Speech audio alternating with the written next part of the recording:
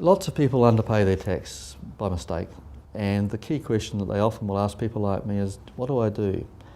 Do I put it under the carpet, just hope it goes away? Clearly no. The best possible advice I can give there is own up quickly.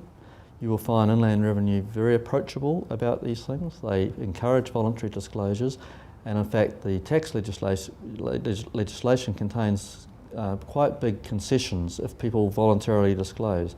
Generally 100% of penalties will be waived. Generally if you offer up the tax that you've mistakenly not paid, the only penalty might be some use of money interest that Inland Revenue will charge you, and that's legitimate under the law.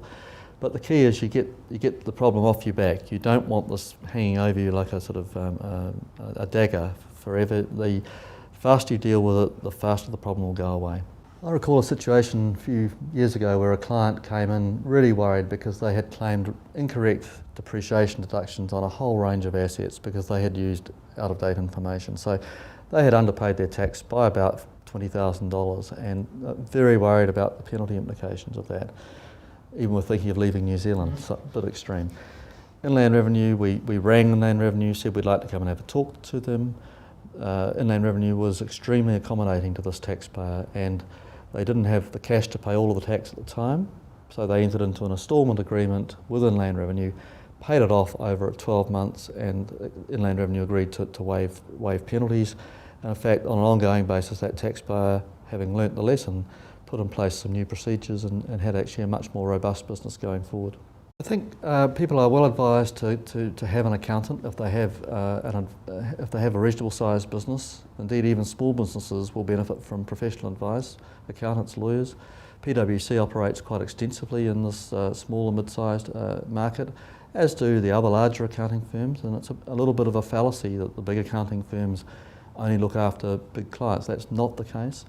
Inland Revenue will respect people that use professional advisors, but you want to make sure you're getting value out of your advisors, and do that by asking them the right questions, by making sure you're prepared and you're willing to be absolutely open to them. And my advice to people is spend a lot of time preparing before you go and consult with a lawyer or an accountant. Get maximum value out of the time and make sure you put the pressure on them to deliver value to you.